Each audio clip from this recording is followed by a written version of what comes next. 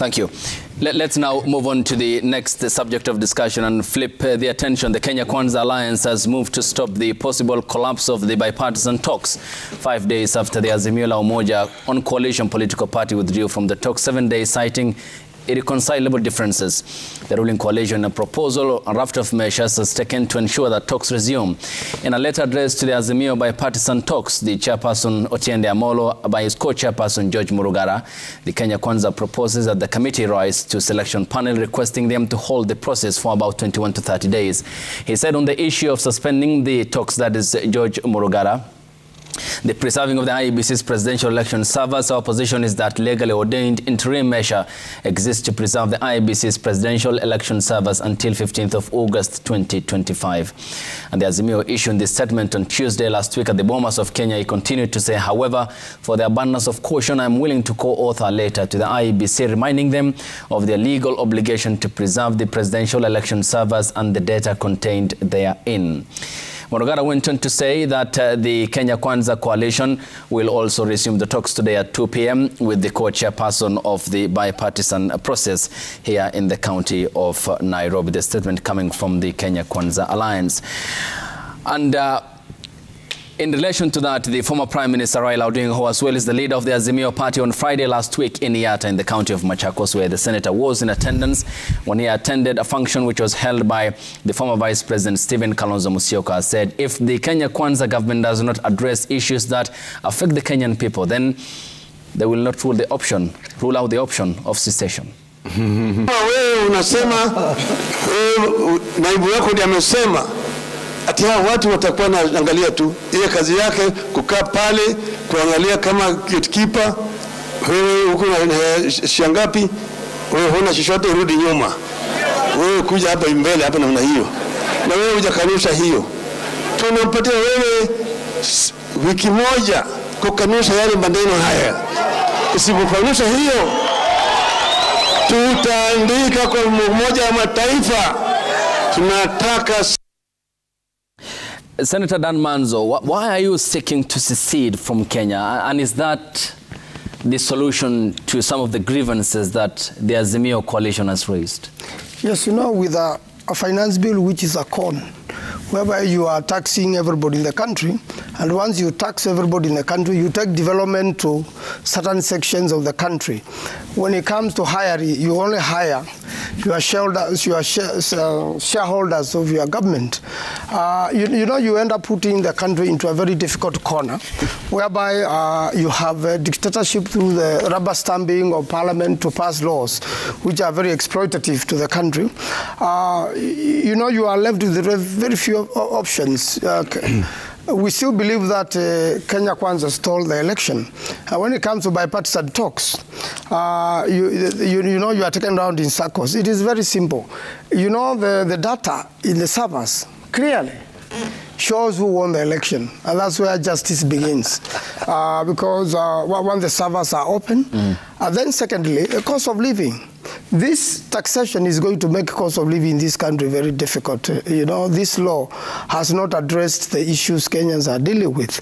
Kenyans are dealing with a low cost of living, which begins by lowering the prices of fuel. The prices of fuel are high in Kenya because of taxation.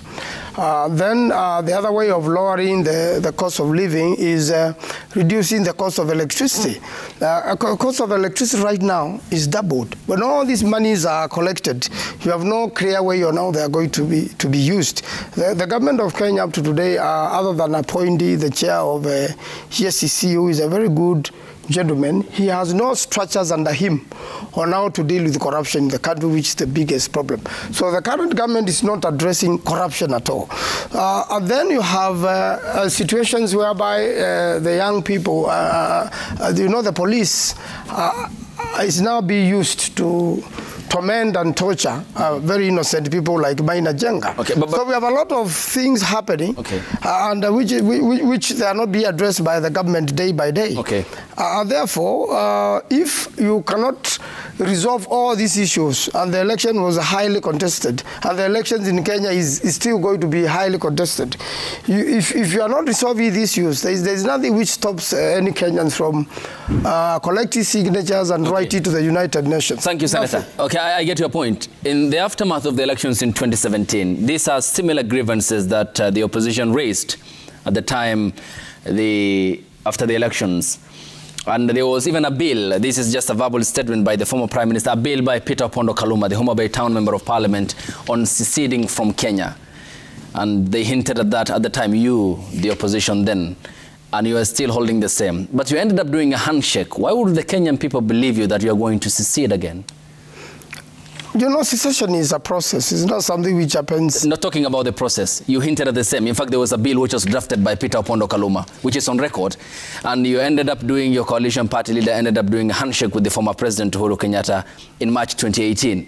And now you're hinting at the same. I mean, why would the Kenyan people believe you? Because here is the issue of who holds the moral ground, and certainly the opposition leaders aren't. You know, for there to be secession, first of all, you've got to have a situation like, people have to vote. You have to have the Kenyans have to decide through a referendum.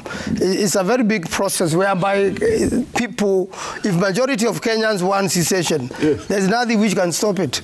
Okay, you haven't responded to my question, and at the best interest of time. And you are a lawyer, of course, you know this. There was already a bill which was 2017. Yes. Yet your coalition party leader then, NASA, that was the Opposition National Super Alliance, months later, despite the grievances raised by the opposition, ended up doing a handshake with the former president. Yes. Now again, similar sentiments have come up. Why would the Kenyan people believe you? Because you had told your supporters that through that bill, you are going to secede from Kenya, which is a right guaranteed under the UN Convention. Why would they believe you now? Why not believe us? We have majority of followers in the country. But you ended up saying the same, but ended up doing a handshake in 2018. I don't think right now we're really looking for handshake at all. There's no handshake we are seeking. That bill of Honorable Kaluma never became law then. If it became law, and we still must have such a law in the country, so that if you want to secede, there are processes. The only thing left now is a referendum.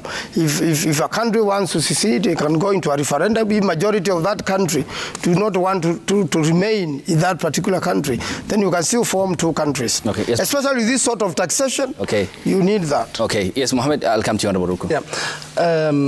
Actually, I'm surprised we're talking about secession in Kenya, because for there to be secession, there has to be definite geographical borders.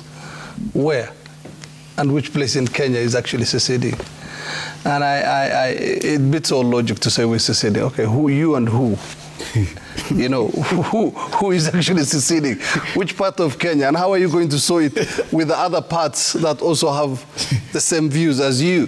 Hey, I mean, it's neither here nor there. The thing is, this is the kind of politics, honestly, we should, shun away from. We're going to see, I mean, we should be all about building Kenya.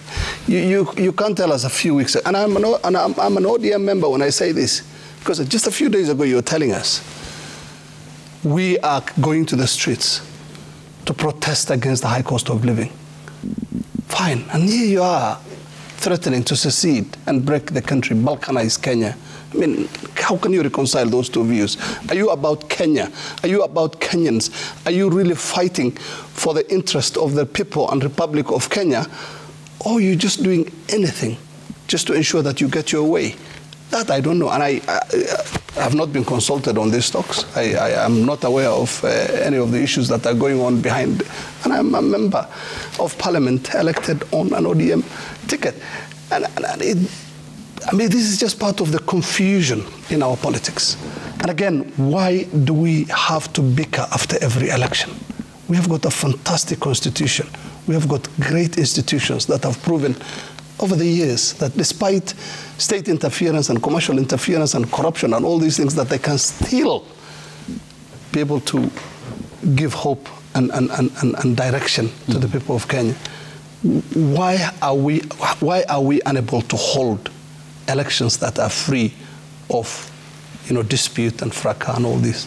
Why?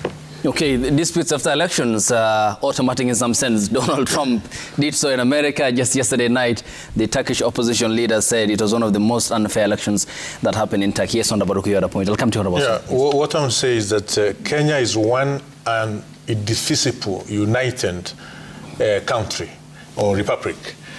And this is through the Constitution, which we bestowed ourselves in the year 2010. And we have people who swore or who were sworn in to defend the Constitution, who swore their allegiance to the Constitution. And anybody, regardless of the status in our nation, who comes up with such kind of allegations or such kind of narrative that there can be secession in this country, that person must be dealt with by the relevant institutions established under the Constitution in an extremely firm manner. Because Kenyans bestowed themselves a very progressive Constitution as one indivisible nation, and anyone, regardless of your status, you should be dealt with firmly by the relevant institution. Anyone, that is across the divide. Anyone, whether you are in government or in opposition, whether it is Raila Odinga or Uhuru Kenyatta, coming up with narrative of a secession, that person should be dealt with firmly by the people who swore to defend this constitution. Because Kenyans, there are members in the Kenya Kwanza government who had a serious affront in terms of statements they made to Katiba 2010, which is our supreme law, in 2017. Who did what? Who had affronted. No, if you have such kind of a serious narrative of dividing Kenya, and our constitution is saying that we are one and indivisible nation, you should be dealt with in a very firm manner. You should not be given any space to to propagate such kind of a narrative, because we are one and indivisible nation. So you recommend the same punishment for all? Of course. Okay, who have no respect regardless of your political affiliation, whether you are in Kenya Kwanza or you are in... It's because we are talking about the republic.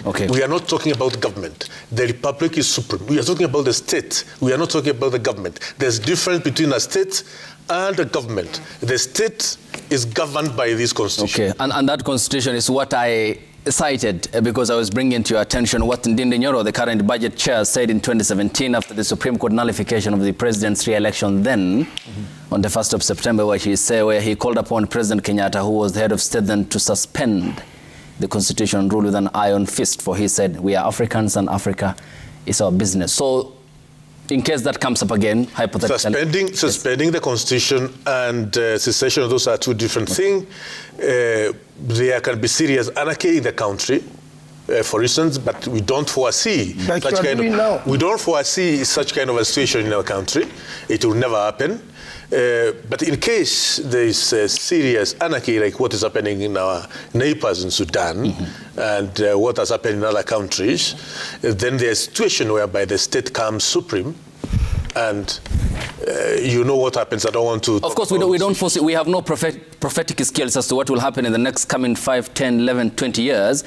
But the bottom line and the common denominator is that the Constitution of Kenya 2010 must be adhered to, and the sacrosanct principle of good governance and constitutionalism must reign all the time. Correct. Honorable Soro. I'm actually embarrassed to even discuss about secession on TV, and embarrassed even the more when I discuss it with my colleague and learned senior in the legal profession, Honorable Dan Manzo. Because he actually knows, and this we shouldn't actually even be discussing, because we do not meet, or any proposer of secession knows very well, other than whipping emotions of supporters and, giving them a lie, and that we are well aware of, from the call for mass action towards State House and remove William Ruto, we'll go and move, and then people get excited and such, and it just ends there. And other things. It's among the statements that the Honorable Chief Justice, Mother Koome, will call it hot air. Because Honorable Dan Manzo knows very well, and I do not know why they sometimes mislead the Right Honorable Raila Odinga, that they do not meet the threshold, the UN threshold, of even imagining secession. Because you can only raise secession discussion, even in the UN, from the point of extreme human rights violation, identity challenge. You are not really identified by a certain state. You are not given identity cards. You know, your area government is not doing anything. There are no roads in that area because even in the budget, that particular section with boundary description has been segregated and left alone. You really can't imagine secession by saying, you know, I got votes here, here, here, and my supporters will converge in a certain corner and form their own country. That is imaginary. And I'm embarrassed that that was done in, before very senior councils like Right Honorable, His Excellency Kalonzo Musyoka, who knows very well that there are no threshold. You can't meet that threshold.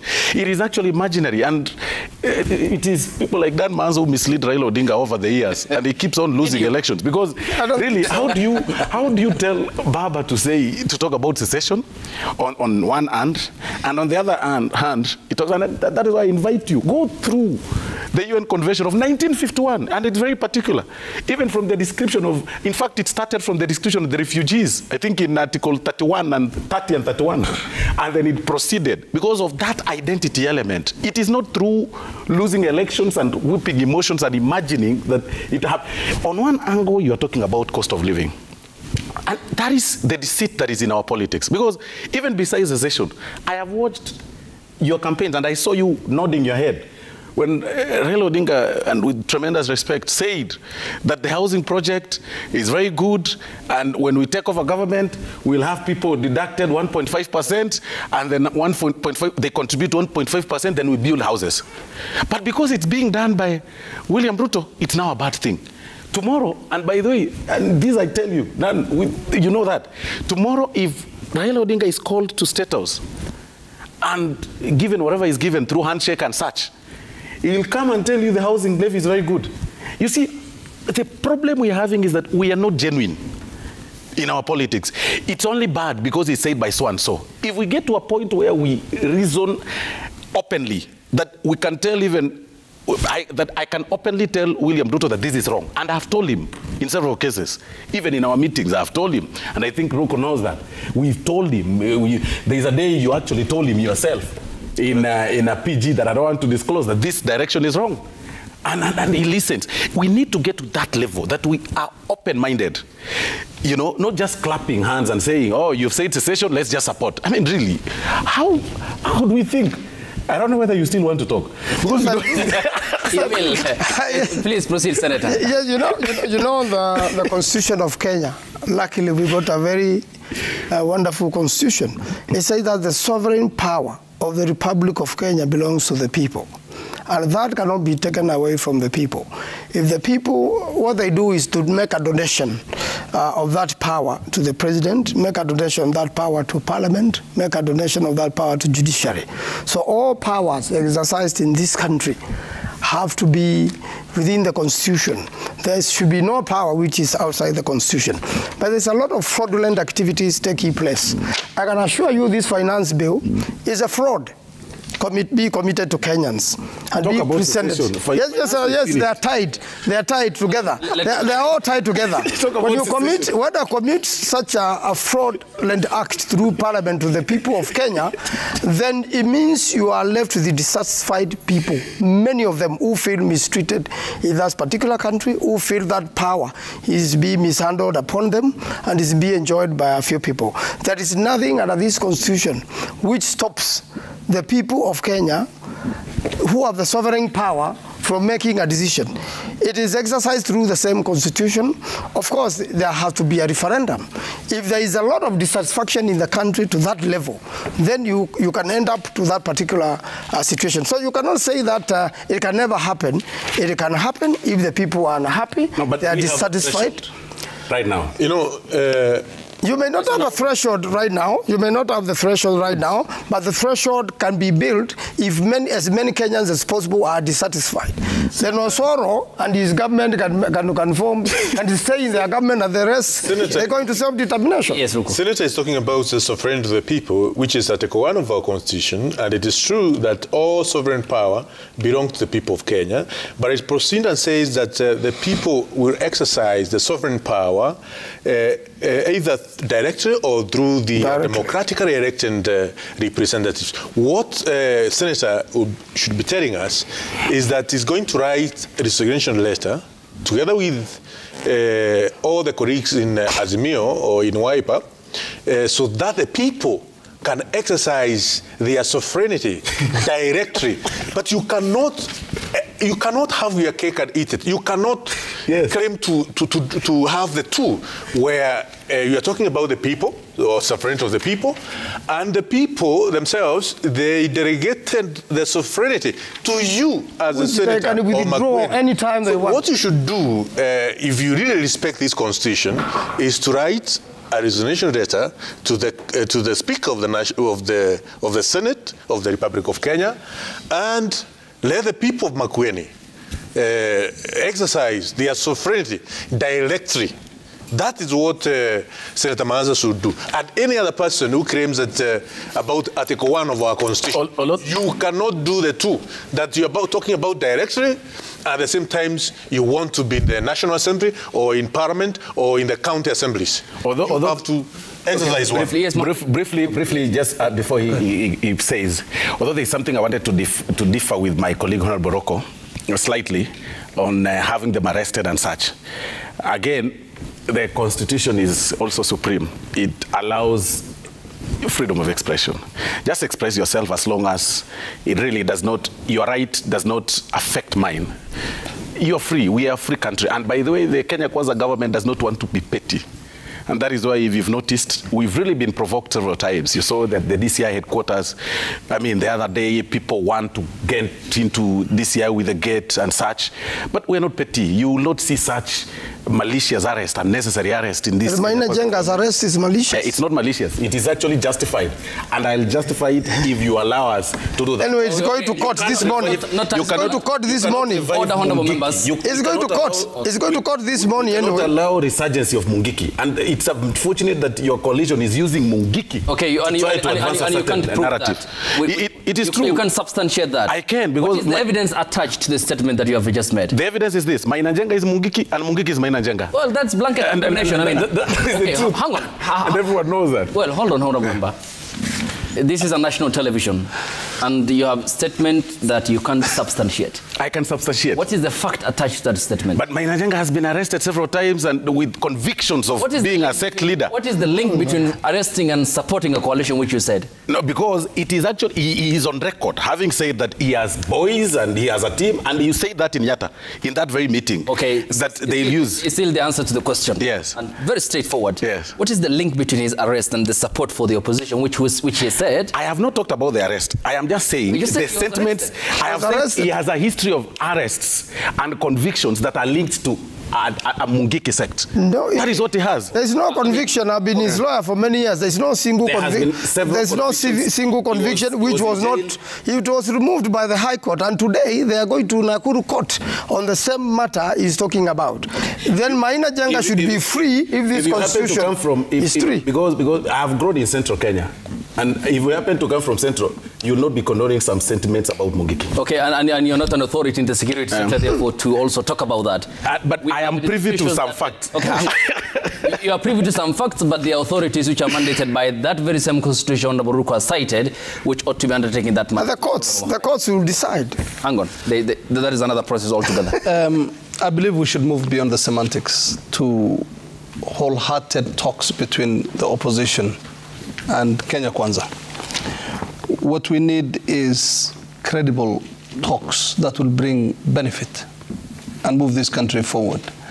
All these semantics and all these, shifting goalposts that we are seeing also coming from the Kenya Kwanza side whenever these talks happen. I mean, we are already battling so many issues that we don't want to see a return to what we were seeing a few weeks ago in terms of the demonstrations, the closed businesses in some of the most important business districts at a time when we have to collect more taxes, right? So I think both sides should rein in and rein in their members and get down to proper talks and bring something out that will be beneficial to Kenya.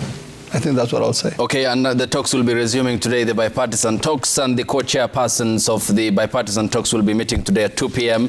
as per the statement yesterday issued by George Murugara, who is representing the Kenya Kwanza faction of the bipartisan talks. Let's now sample the feedback. Ibrahim, do you have some? There we go. This is what the Kenyan people are saying watching this broadcast this morning. Lakina Sean Laban says, the gap between the ruling and the poor in Kenya is so much. I have never understood how some people can earn millions and have social security covers like medical covers in millions in a country where millions are jobless and poor.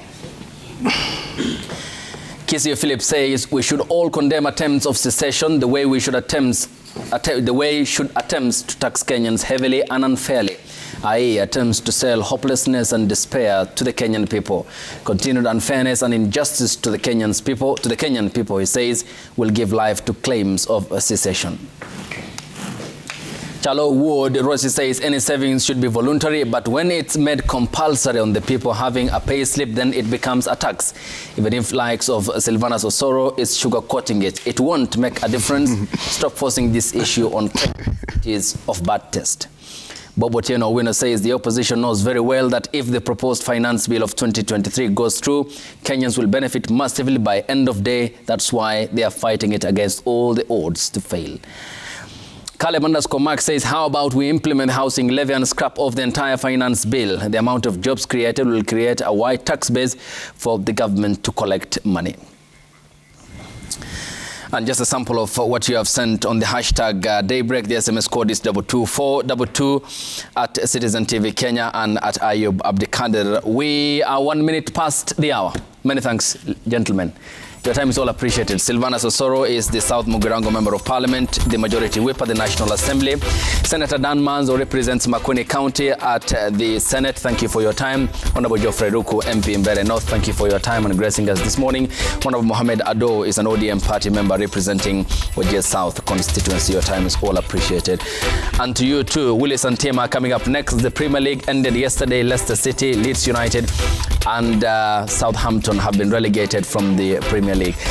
Well, Willis is shouting over here, but Arsenal finished strong #2. Congratulations to the Gunners. And they are all coming up with Fred Arocho and the Chelsea man, who I say his team finished on the second page of the log. Steve Shetera will be here. Thanks for watching. Good morning.